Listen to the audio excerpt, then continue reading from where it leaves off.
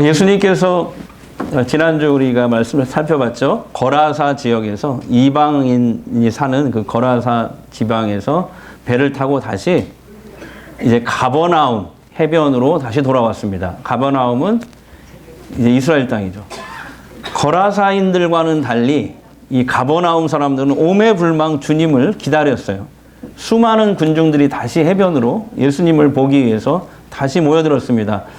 그 모여든 사람 중에서 야이로라는 사람은 더욱 간절했어요. 왜냐하면 12살 난 자기의 딸이 병으로 죽어가고 있었거든요. 그동안 야이로는 많은 의원들을 불러서 자기 딸을 치료하려고 했지만 아무 소용이 없었습니다. 그러나 그러다가 이 야이로가 예수님의 소문을 듣게 돼요. 그분은 어떤 병자도 고치더라라는 소문이었어요. 그는 예수님이 가버나움 해변에 다시 오셨다는 소식을 듣고 한 걸음에 달려온 것입니다. 그리고 주님 발 앞에 엎드립니다. 그리고 간곡히 청합니다. 선생님, 죽어가는 내 어린 딸을 살려주십시오. 저희 집에 오셔서 제 딸에게 안수해서 병을 고쳐주십시오. 야이로는 회당장이었다고 되어 있어요. 회당장은 당시에 유대 사회에서, 또 유대교에서, 이스라엘 사회에서 위험 있고 사회적인 지위가 높은 그런 직책이었습니다. 하지만 그는 죽어가는 딸을 살리기 위해서 지위고 체면이고 뭐고 간에 그냥 예수 앞에 엎드려 간청한 것입니다. 이 야이로, 회당장 야이로의 간청이 너무나 간절했기 때문에 예수님은 이제 그를 따라 나섭니다. 군중도 예수님을 애워쌌습니다. 그리고 함께 따라갑니다. 엄청난 군중들이 모였기 때문에 움직이는 속도가 더뎠어요.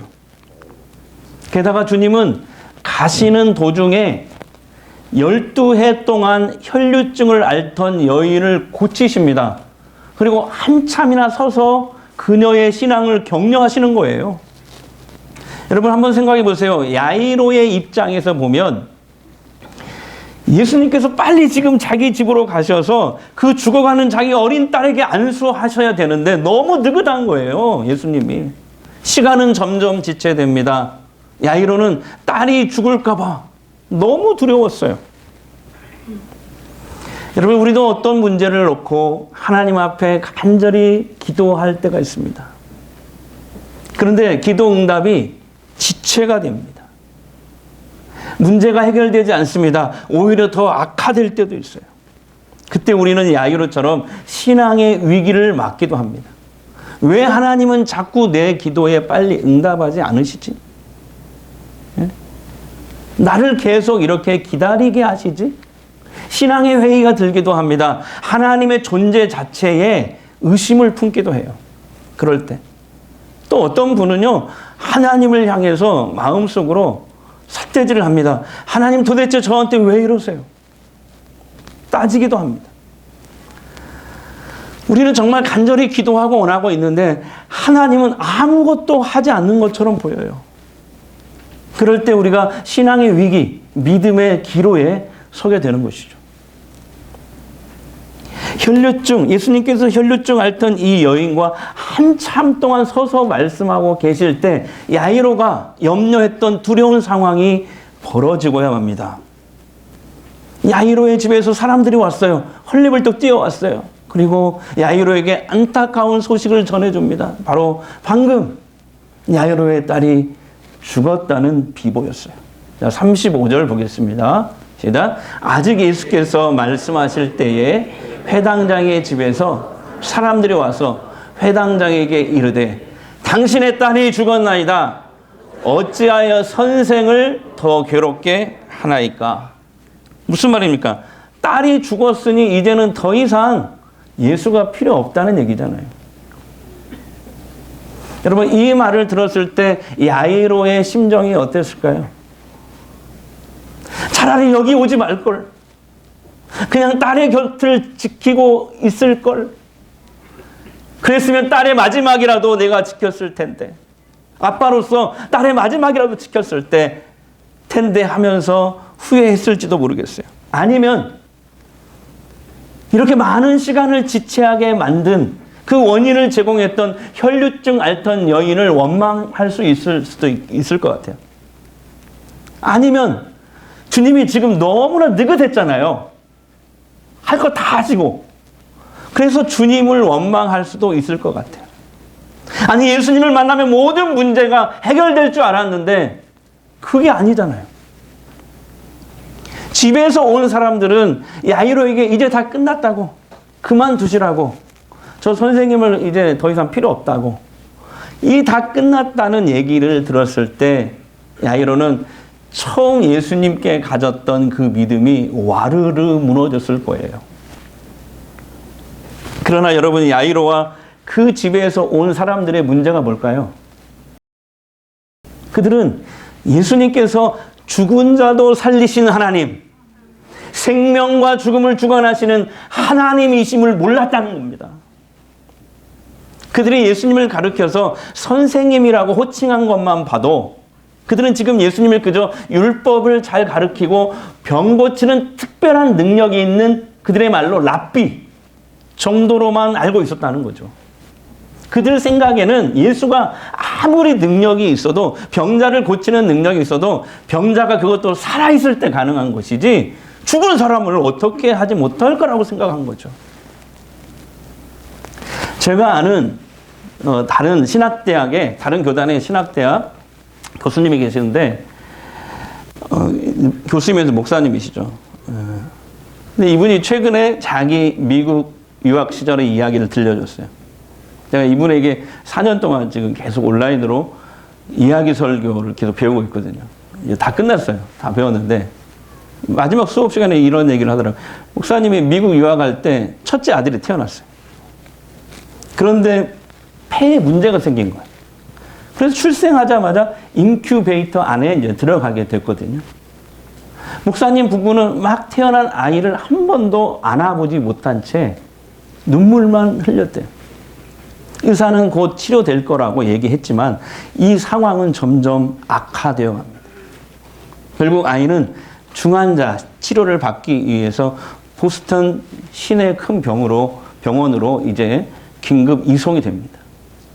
거기서 이제 2명의 의사와 소아과 의사와 그 다음에 4명의 간호사의 집중 치료를 받으면서 24시간 긴급 치료가 이제 진행이 됐대요. 당연히 엄청난 의료 비용이 예상이 됩니다. 이제 목사님은 유학 생활이 빚만 크게 지고 끝날 처지가 된 거예요. 내가 미국에서 목회하는 친구 목사한테 며칠 전에 이렇게 페이스톡으로 전화를 했거든요. 그래서 물어봤어요. 이 설교를 위해서, 야, 미국 병원비 그렇게 비싸다며? 그렇다는 거예요. 의료보험이 없는 이런 가난한 유학생이나 이런 사람들은 돈을 다 내야 되는데 이빨 하나 뽑는 데 있잖아요. 마취하고 뽑는 데 1,000만 원이래요. 예. 그러니까 여러분, 대한민국에 우리가 살면서 각종 지금 의료 서비스를 받는 이거 축복이에요. 축복. 예. 옆 사람에게 대한민국에 사는 게 축복입니다. 감사하셔야 돼요. 예. 근데 목사님은 의료비 비싼 건 그래도 괜찮대요. 근데 어쩌면은 사랑하는 이 아이를 잃어버릴 수 있다는 생각에 마음이 와르르 무너졌대요. 그래서 매일 이제 보스턴 시내를 버스를 타고 가면서 이제 목사님이 계속 하나님께 기도를 물었대요. 하나님, 도대체 저한테 왜 이러세요? 내가 하나님 말씀에 순종해서 내가 없고 가난하지만 여기 미국까지 왔잖아요. 그런데 하나님, 왜 내가 하나님 앞에 순종했는데 왜 여기까지 왔는데 내 소중한 것을 가지고 가려고 하세요? 예수님이 혈류증 앓았던 이 여인과 대화하는 그 사이에 이제 야이로 집에 사람들이 왔잖아요. 그래서 야이로에게 딸이 죽었다는 비보를 전해줬어요. 야이로는 절망했습니다. 그러나 주님은 그런 야이로에게 두려워하지 말고 믿기만 하라 라고 하십니다. 자, 36절 보겠습니다. 시작. 예수께서 그 하는 말을 곁에서 들으시고 회당장에게 이르시되 두려워하지 말고 믿기만 하라. 아멘. 아니, 딸이 이미 죽었는데 도대체 뭘 믿으라고 하는지, 뭘 두려워하지 말라고 하시는지 야이로는 이해가 되지 않았습니다. 하지만 야이로는 그래도 예수님과 함께 집으로 들어갑니다. 그 집에 들어갔더니 집 안에는 이미 많은 사람들이 모여서 막 울고 있었어요. 당시의 기록을 보면, 역사적인 기록을 보면은 유대인들의 그 고대의 전통에 따라서 이렇게 아이고 울어주는 사람이 있대요. 예. 우리나라도 있었나요? 예, 예. 이스라엘도 비슷했어요. 그런 사람들이 모여가지고 막 울고 있는 거예요. 우는 사람을 향해서 주님이 이 소녀는 죽은 게 아니라 잔다 라고 말씀을 하셨어요. 그랬더니 거기 모였던 사람들이 아이고 다 비웃었어요. 아유, 죽은 사람 보고 잔다고 그러네. 그러면서 막 비웃었어요. 예수님을 비웃었어요. 그러나 그때 주님은 죽은 아이에게 다가가서 그 손을 잡았습니다. 그리고 달리다 금! 번역하니 소녀야 일어나라 하면서 아이를 일으켰습니다. 그때 놀라운 기적이 일어났어요. 죽었던 소녀가 다시 살아났어요. 할렐루야. 여러분, 예수님은 이 기적을 통해서 다시 한번 자신이 성육신하신 하나님이시라는 걸 보여주신 거예요. 바로 예수 그리스도는 사망 권세를 다스리시는 하나님이심을 스스로 증명하신 것입니다.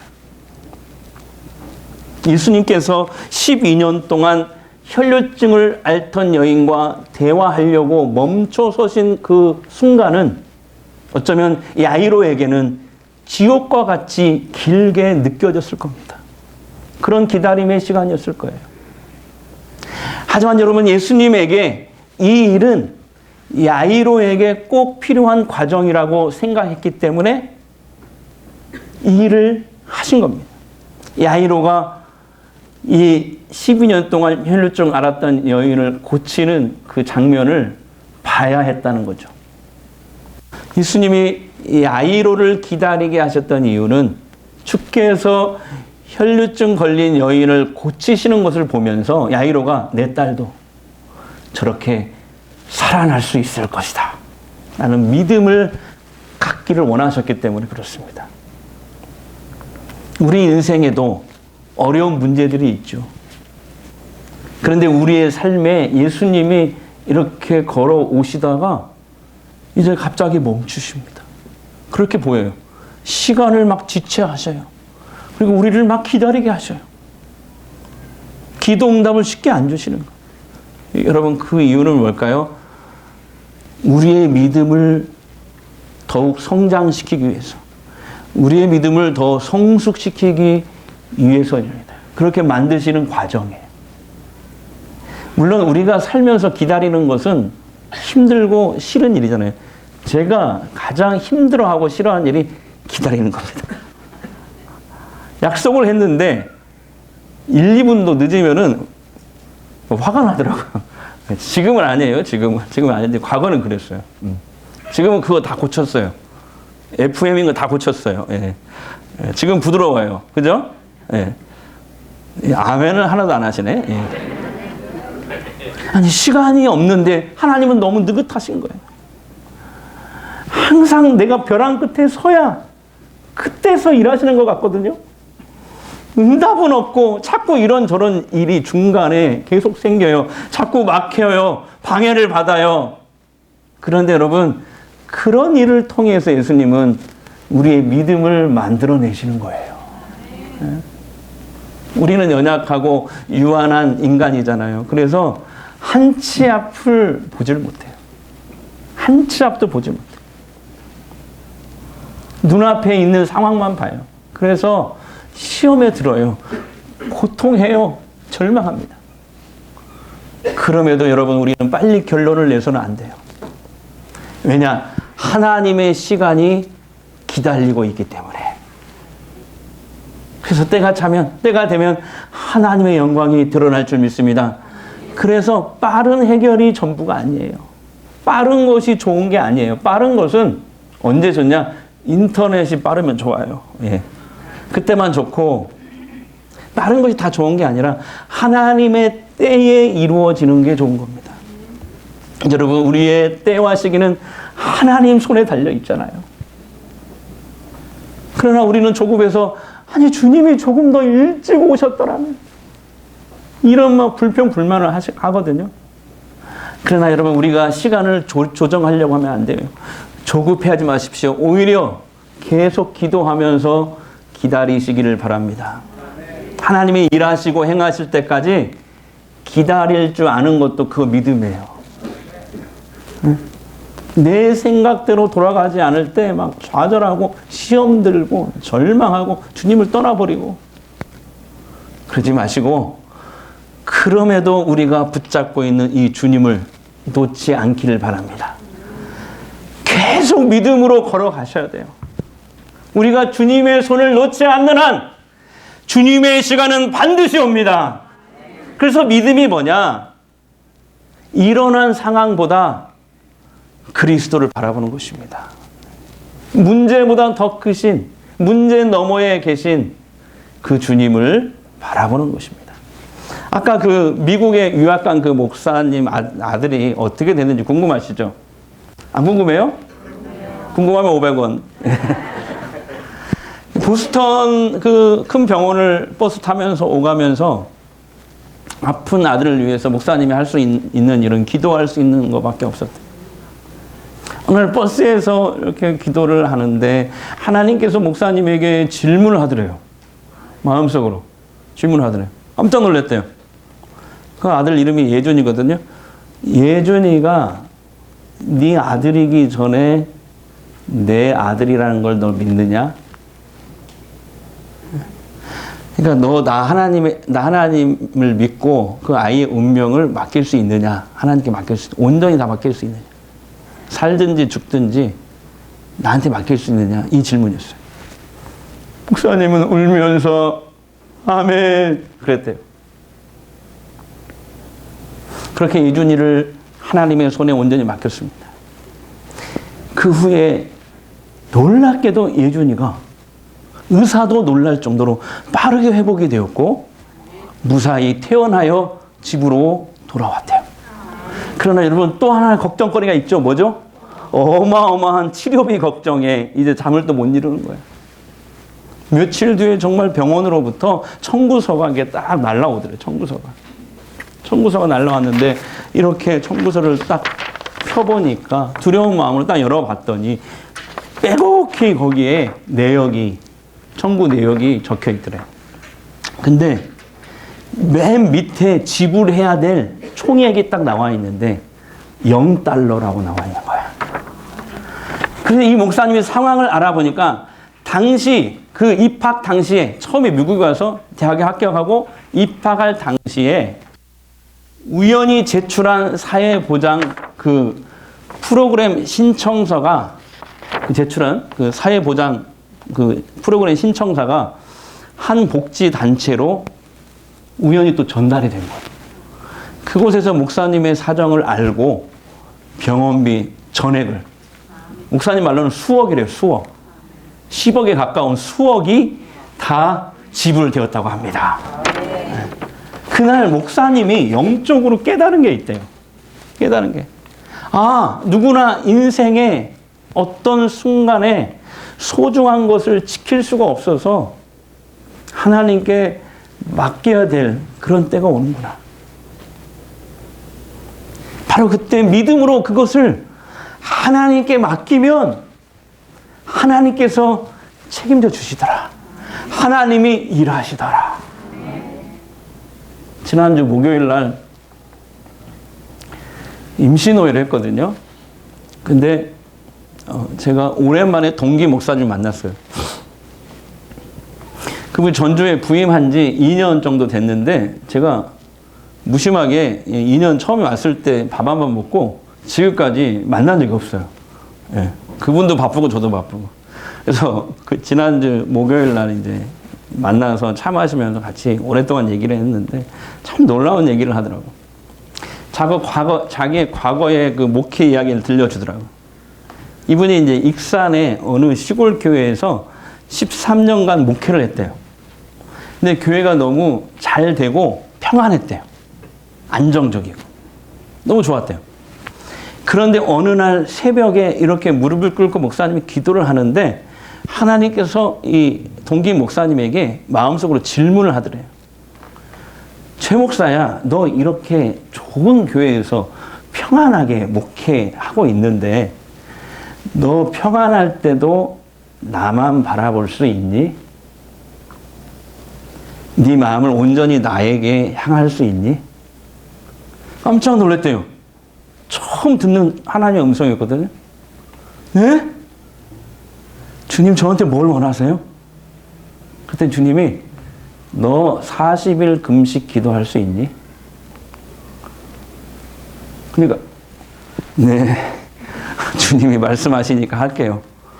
그리고 그 다음 날부터 강대상 아래에 엎드려서 금식을 하기 시작했대요. 교회에 무슨 문제 있는 거 아니에요. 교회 잘 돼요. 부흥하고 평안해요. 그렇게 막 금식 기도를 하고 있는데 장로님들이 찾아오고 성도들이 막 찾아오더래요. 목사님, 우리 교회에 무슨 문제가 있는 것도 아니고 왜 금식 기도를 하세요? 혹시 목사님 죽을 병에 걸리셨나요? 아니면 집안에 혹시 무슨 문제가 있으신가요? 아닙니다. 주께서 제 마음에 감동을 주셔서 제가 그거에 순종해서 금식 기도하는 겁니다. 그랬대요. 그 후 이제 몇 년이 또 지나서 하나님이 또 40일 금식을 요구하시더래요. 그 두 번 했대요. 그 시골교회에서 잘 되는 그 시골교회에서 평안한 교회에서 13년간 목회하면서 두 번을 40일 금식 기도했다. 그 후에 13년 후에 이제 목포로 임지를 옮겼는데 거기에서 6년간 목회를 했대요. 근데 그 목포에 있는 교회는 목포에서 성도들끼리 싸움 잘 하는 교회로 아주 유명한 교회였대요. 1등 가라면 서러운 교회, 성도들끼리 싸움하는 교회. 그 교회를 부임한 거야. 부임하고 몇 달이 지나가지고 너무 목사님이, 이 동기 목사님 힘들어가지고 하나님 힘들어 죽겠습니다. 하나님이 개입해 주십시오 하면서 그때는 자기가 그냥 40일 금식 기도를 했대. 자기가. 그러니까 이 목사님이, 동기 목사님 몇 번 40일 금식 기도한 거야? 나는 3일 금식 좀 많이 해봤거든요. 근데 3일 금식 하면 막 하늘이 노랗거든요. 근데 40일 기도를 3번이나 했다고 하니까 갑자기 동기 목사님이 주님으로 보이더라고요. 주님으로. 그런데 그 목포에 있는 교회에서 40일 금식 기도를 하고 나서 어느 순간부터 하나님이 정말 막 그 교회의 문제들에게 하나씩 개입을 하더래요.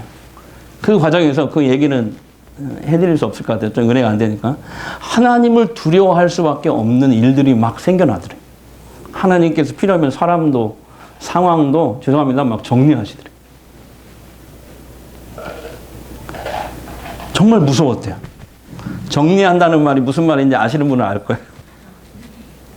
그래서 하나님을 경외하라는 말이 무슨 말인지 실감이 났다는 거예요. 하나님을 두려움으로 섬기라는 얘기잖아요. 그때 동기 목사님이 그날 딱 깨달아지더래요. 아, 그때 익산에 13년 동안 목회할 때 왜 하나님이 40일 금식 기도하라고 이유도 가르쳐 주지 않고 이렇게 나를 기다리시게 하고 훈련시킨 그 이유를 알았대요. 바로 목포에 있는 그 문제 있는 교회를 잘 목회하기 위한 하나님의 훈련이었다는 것을 깨달은 거예요. 네. 그때를 위해서 하나님이 그 오랫동안 기다리게 하고 이유도 설명하고 또 40일에 하신 거예요. 그래서 제가 그 얘기 듣고 돌아와서 금요일날 새벽 기도 때 하나님 저는 40일 하라고 하지 마세요. 하라고 해도 저는 못해요. 여러분 하나님께서 기다리게 하시는 것은 다 이유가 있어서 그러는 거예요. 바로 우리의 믿음의 성장을 위해서입니다. 하나님의 응답이 없다고 시간이 지체된다고 좌절하거나 실망하지 마시고 응답을 기다리는 동안에도 주님의 잡은 손 절대 놓지 않기를 바랍니다. 사랑하는 성도 여러분, 오늘 여신도 주일인데요. 여러분들이 자기의 은사대로, 각자 은사대로 묵묵히 헌신하는 그 모습을 볼 때 참 감사를 드려요. 특히 참 감사드리는 건 식당도 없잖아요. 식당도 없는데 텐트를 치고, 엘리베이터도 없는데 텐트를 치고 열악한 가운데에서 주일 점심을 제공하시는 분들이 계셔요. 제가 힘들지 않으세요, 권사님? 그랬더니 그 권사님이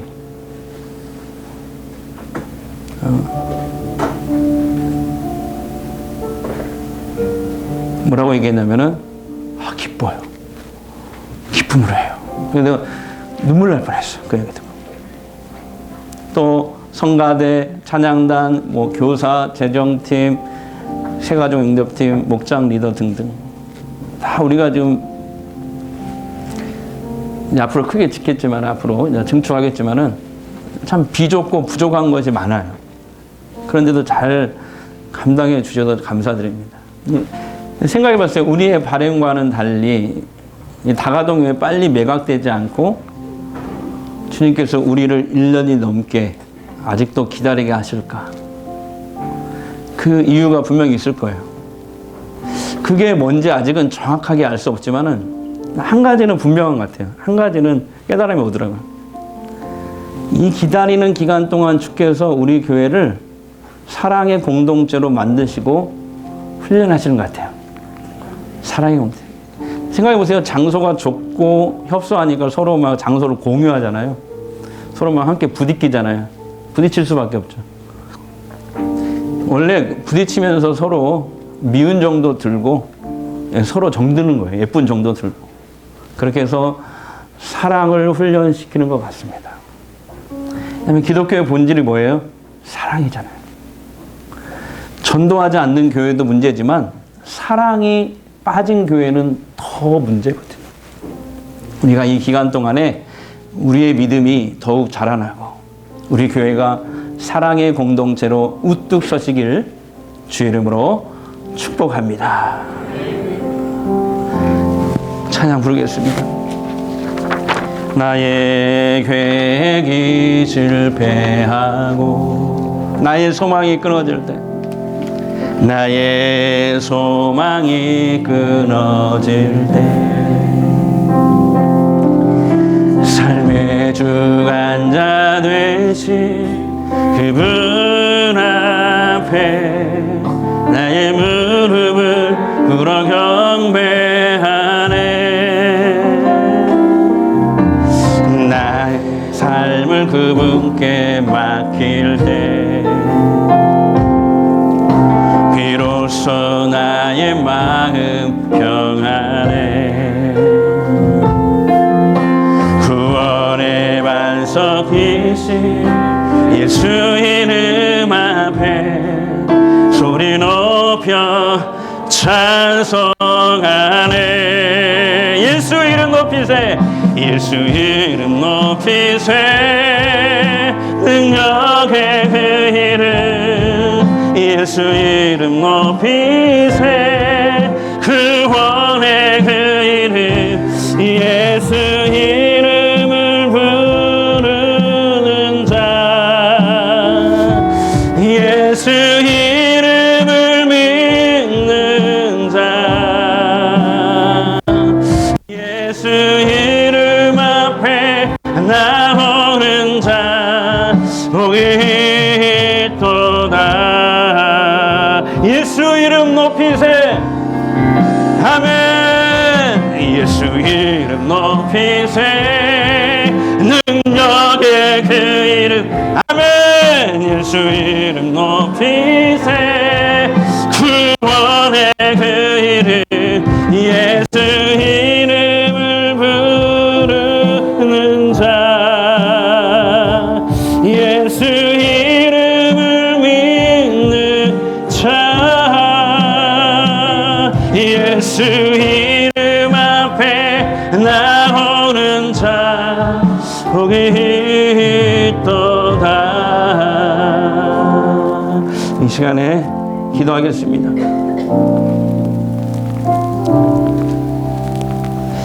예수님이 혈루증 앓던 여인과 대화하시는 사이에 야이로의 딸이 막 죽었다는 소식을 들었습니다.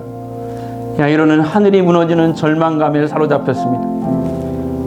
그러자 주님은 그런 야이로에게 두려워하지 말고 믿기만 하라 라고 하셨습니다. 야이로에게 들려주셨던 그 음성을 지금 이 시간 우리들에게도 들려주시옵소서. 특별히 달리라고 일어나라! 죽었던 소녀가 다시 살아나는 것처럼 우리 인생에도 죽어가는 것들이 다시 살아나는 놀라운 역사가 있게 하옵소서. 죽은 자도 살리셔서 생명과 죽음을 주관하시는 성육신 하신 하나님, 바로 그 예수 그리스도만 믿고 어떤 어려움도 믿음으로 승리하는 그런 삶 살게 하여 주시옵소서. 이제 치유기도 하겠습니다. 아픈 곳에 손을 대십시오. 마음이 힘드신 분들은 두 손을 가슴에 대십시오. 이 시간 주님이 원하시면 어떤 질병도 치유될 줄 믿습니다. 주님, 아픈 내 몸과 마음을 만져주십시오. 회복시켜 주시옵소서. 성령의 기름을 발라주시옵소서. 하나님의 살아계심을 보게 하옵소서. 모든 질병과 가난, 고통과 저주는 떠나갈지어다. 사라질지어다. 깨끗하게 소멸될지어다. 주님께서 말씀하실 때 거친 파도가 잠잠해지고 귀신도 떠나갔습니다. 주께서 말씀하실 때 병든 자들이 나음을 받았습니다. 죽은 자도 살아났습니다. 내가 나서는 예수 이름으로 명하노니 병만은 물러갈지어다. 악령은 떠나갈지어다. 사랑하는 아들아, 사랑하는 내 딸아, 내가 너의 기도를 다 들었다. 너의 눈물을 다 보았다. 내가 너를 낫게 할 것이다. 이 주의 음성을 듣게 하옵소서.